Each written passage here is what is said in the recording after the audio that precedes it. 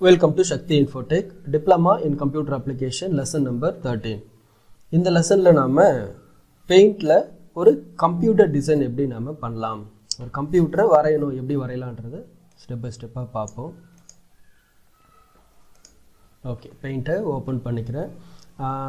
கம்ப்யூட்டருக்கு என்னென்ன இருக்கும், ஒரு மானிட்டர், பக்கத்தில் CPU, கீபோர்டு, மவுஸ், ஸ்பீக்கர், இதுக்கெல்லாம் கனெக்ட் பண்ணுற மாதிரி ஒயர். ஓகேங்களா, இந்த ஒர்க் ஸ்பேஸை எல்லாத்துக்கும் தேவைப்படுற அளவுக்கு நீங்கள் யூஸ் பண்ணிக்கணும். நான் என்ன பண்ணுறேன்னா, இந்த மானிட்டருக்கு முதல்ல இந்த பாக்ஸ் எடுத்துக்கிறேன். கலரு பிளாக் ஏரியாவில் இருக்கட்டும். இங்கேருந்து என்ன பண்ணுறேன்னா சென்டரில், ஓகே, அதே மாதிரி சைஸை கொஞ்சம் ரெடியூஸ் பண்ணிக்கிட்டு ஒரு பார்டர் மாதிரி போட்டுக்கிறேன். அது பார்க்குறதுக்கு டிவி மாதிரியே இருக்கும். ஓகேங்களா, அதுக்கு அடுத்தபடியாக என்ன பண்ணுறேன்னா, கீழே ஒரு ஸ்டாண்டு மாதிரி வேணும் இல்லையா, அப்போது இங்கேருந்து இங்கேக்கு இப்படி ஒன்று, அதே மாதிரி வெளிப்பக்கமாக சின்னதாக ஒன்று. இப்போ என்னாச்சு, நமக்கு அது ஒரு டிவி மாதிரி ஃபார்ம் ஆகிடுச்சு. கீழே கீபோர்டுக்கான இடம் வேணும். அப்போ இங்கேருந்து என்ன பண்ணுறேன், கீபோர்டுக்கு ஏற்ற மாதிரி பண்ணிக்கிட்டேன். ரைட், பக்கத்தில் இங்கே மவுஸ் வேணும் இல்லைங்களா, மவுஸ்க்கு என்ன பண்ணுறேன்னா, இந்த ஓவல் ஷேப் எடுத்துக்கிட்டு ஒரு மவுஸ் மாதிரி, நீங்கள் ரவுண்டாக போட்டால் அது மவுஸ் மாதிரி இருக்காது, இந்த மாதிரி ஒரு டிசைனை வரைஞ்சிக்கோங்க. அதுக்கு பக்கத்தில் CPU வேணும் இல்லைங்களா, அதுக்கு இந்த மாதிரி. ஸோ இந்த எட்ஜஸ்லாம் ரவுண்டாக இருக்கிற மாதிரி, ரொம்ப ஷார்ப்பாக இல்லாமல் ரவுண்டாக இருக்கிற மாதிரி எடுத்துக்கிறேன். இந்த இடத்துல வந்து ஸ்பீக்கர் வேணும் இல்லைங்களா, அப்போ ஸ்பீக்கருக்கும் இந்த பக்கம் ஒரு ஸ்பீக்கர் பாக்ஸ், இந்த பக்கம் ஒரு ஸ்பீக்கர் பாக்ஸு க்ரியேட் பண்ணிக்கிட்டேன். கொஞ்சம் மேலே கொண்டு போய் ரெண்டுத்தோட சைஸும் ஈக்குவலாக இருக்கிற மாதிரி வச்சுக்கிறேன். ஓகே, இப்போ என்ன பண்ணணும்னா, ஒவ்வொன்றுத்துக்காக டிசைனை நாம் க்ரியேட் பண்ணணும். மேபி உங்களுக்கு இதுக்குள்ளே ஏதாச்சும் ஒரு பிக்சர் வேணும்னு நினச்சா கூட என்ன பண்ணலாம், இந்த பேஸ்ட்டுக்குள்ளே, பேஸ்ட் ஃப்ரம்குள்ளே போயிட்டு என்ன பிக்சர் வேணும், பிக்சர்ஸில்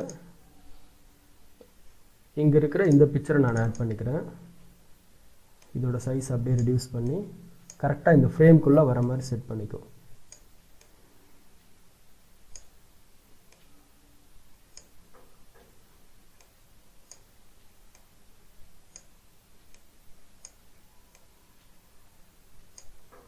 ஓகேங்களா, ஸோ டெஸ்க்டாப் ஸ்க்ரீனை நாம் வச்சாச்சு.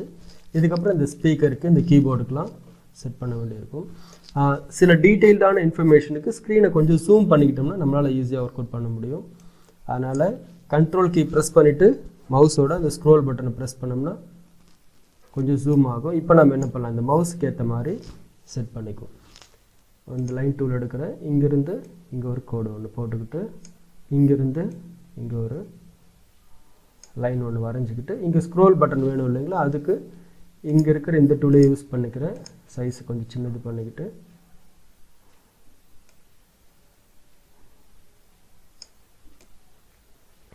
சைஸ் கொஞ்சம் பெருசாக இருந்தால் நல்லாயிருக்கும். ஓகே, இப்போ ஜூம் அவுட் பண்ணால் மவுஸ் மாதிரி இருக்கு இல்லைங்களா. ஓகே, அதுக்கு அடுத்தது கீபோர்டுக்குள்ளே இருக்கிற கீஸ் வேணும் நமக்கு. அப்போது சின்ன சின்ன கீஸ், இதே கூட என்ன பண்ணலாம், நம்ம காப்பி பண்ணி நிறைய க்ரியேட் பண்ணிக்கலாம். ஃபார் எக்ஸாம்பிள், ஏன்னா சேம் சைஸில் நிறைய கீஸை ஃபார்ம் பண்ணுறது கஷ்டமாக இருக்கும். அந்த நீல அகலம் முன்ன பின்ன வரும். அதனால் ஒன்று மட்டும் ரெடி பண்ணிவிட்டு இது என்ன பண்ணுறேன், நான் மூவ் பண்ணிக்கிறேன். முக்கியமாக இந்த டிரான்ஸ்பரண்ட் செலெக்ஷன் எனேபிள் பண்ணிக்கிட்டிங்கன்னா தான் உங்களுக்கு பர்ஃபெக்டாக ஒர்க் ஆகும். ஒரு 4 கீ ரெடி பண்ணிவிட்டு இப்போ என்ன பண்ணுறேன், இதை செலெக்ஷன் பண்ணி இப்போ இன்னும் நமக்கு குயிக்காக வேலை முடியும். சும்மா ஒரு எக்ஸாம்பிளுக்காக இப்போ பாருங்கள். அப்போது ஒவ்வொரு கட்டமாக நீங்கள் போட்டுருந்தீங்கன்னா டைம் ஆகும். அப்போது ஒரு 2-3 கட்டம் போட்டுட்டு என்ன ஒரே ஒரு கட்டம் போடுறேன், அதை ஒரு 4 காப்பி பண்ணி வச்சுட்டு திரும்ப என்ன பண்ணுறேன், அதே காப்பி பண்ணி போட்டால் ரொம்ப குயிக்காக நமக்கு ஒர்க்கு முடிஞ்சிடும். மேபி நீங்கள் டீட்டெயில்டாக கூட ஆட் பண்ணலாம். இந்த ஸ்பேஸ் பாரு, கண்ட்ரோல் கீ, என்டர் கீ, இதெல்லாமே கூட நான் உங்களுக்கு எக்ஸாம்பிளுக்காக காமிக்கிறேன். பக்கத்தில் ஒரு ஸ்பீக்கர் மாதிரி வேணும். ஸ்பீக்கர் மாதிரினா ஒரு ரவுண்ட் ஷேப் உள்ளுக்குள்ளே ஆட் பண்ணிக்கலாம். அப்போ தான் ஸ்பீக்கர் மாதிரி தெரியும் பார்க்குறதுக்கு. ஸ்பீக்கர் இங்கே ஒரு போட்டு ஒரு வால்யூம்காக ஒரு சின்னதாக இருக்கிற மாதிரி. ஓகேங்களா, அதே மாதிரி இந்த பக்கமும் சின்னதாக ஒரு வால்யூம் பட்டன் மாதிரி க்ரியேட் பண்ணிக்குவோம். இந்த பக்கம் ஒரு லைன் ஒன்று வரைஞ்சிக்கிட்டு ரவுண்ட் ஷேப்புக்கு திரும்பவும் இதை எடுத்து ஒரே ஒரு ரவுண்டு. இப்போ என்னாச்சு, ஒரு ஸ்பீக்கர், கீபோர்டு, மவுஸ் நமக்கு பர்ஃபெக்டாக வந்துடுச்சு. இப்போது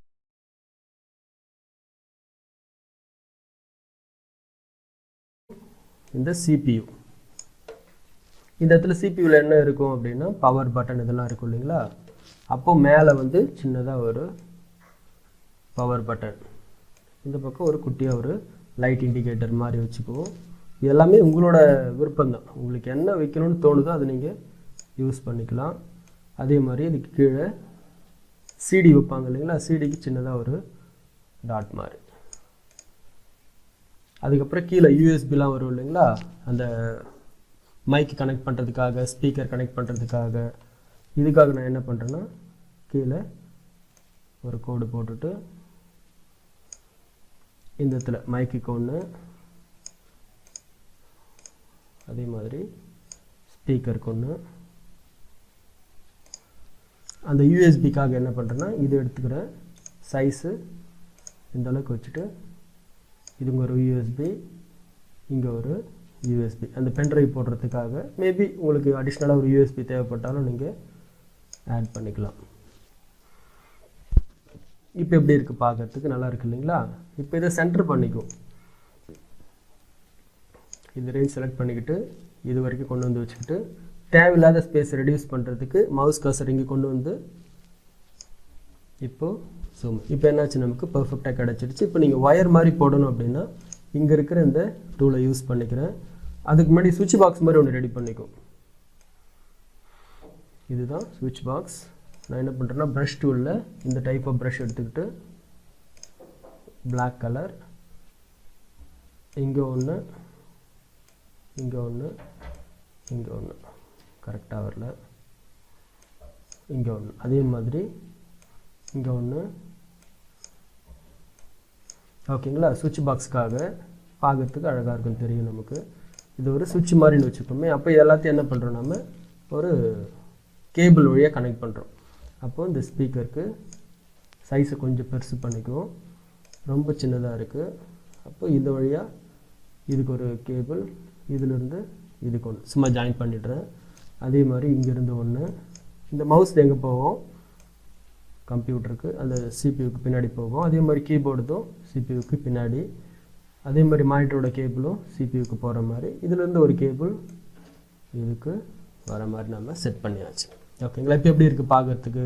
மேபி நீங்கள் இந்த CPUக்கு ஏதாச்சும் கலர் கொடுக்கணும்னு நினச்சாலுமே கூட கொடுக்கலாம். ஒரு ப்ளூ கலர் கொடுக்கணும்னு நினைக்கிறீங்கன்னா ப்ளூ கலர் சூஸ் பண்ணிவிட்டு fill with colour. Blue colour choose பண்ணலை, கிளிக். மேலே வந்து ஒரு ஆரஞ்சு கலர். மேபி நீங்கள் டிசைன் ஏதாச்சும் கொடுக்கணும்னு நினச்சிங்கன்னா அது உங்களோட விருப்பப்படி நீங்கள் கலர்ஸை ஆட் பண்ணிக்கலாம். இப்போ இதை சேவ் பண்ணுறதுக்கு என்ன சொன்னேன், ஆல்ரெடி சொன்னது தான். இந்த ஆப்ஷனே கிளிக் பண்ணுறேன். கிளிக் பண்ணோன்னே எந்த லொக்கேஷன்லன்னு கேட்குது. நான் என்ன பண்ணுறேன்னா ஈஸியாக புரியும்படியாக இருக்குன்றதுக்காக டெஸ்க்டாப். மேபி உங்கள்கிட்ட ஒரு பென்ட்ரைவ் இருக்குது, அந்த பென்ட்ரைவில் தான் நீங்கள் சேவ் பண்ண போகிறீங்கன்னா கீழே காமிக்கும் பென்ட்ரைவ் இன்சர்ட் பண்ணியிருந்தா. நான் அதில் பென்ட்ரைவ் இன்சர்ட் பண்ணாததால் காமிக்கல, அதனால் டெஸ்க்டாப்பில் கொடுத்துட்டு எப்போவுமே நேம் வந்து அன்டைட்டில்டு தான் இருக்கும். அன்டைட்டில்டுனா பேர் வைக்கப்படாத ஒரு பிக்சர் அப்படின்றது அர்த்தம். இது கம்ப்யூட்டர் ஆட்டோமேட்டிக்காகவே கொடுத்துரும். இதே யூஸ் பண்ணுறதுனாலும் பண்ணிக்கலாம், இல்லைனா நீங்கள் உங்களோட பிக்சருக்கு நேமையும் சேஞ்ச் பண்ணிக்கலாம். கம்ப்யூட்டர் அப்படின்றத கொடுத்துட்டு இதில் வந்து JPEG ஃபைல்னு வச்சுங்க.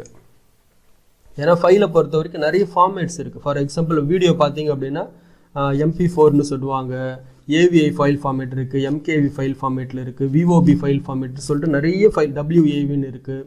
அப்போ எல்லாமே வீடியோ தான், பட் அந்த வீடியோ என்ன ஃபார்மேட்டில் இருக்குன்றதுக்காக தான் அந்த எக்ஸ்டென்ஷன் சொல்கிற மாதிரி.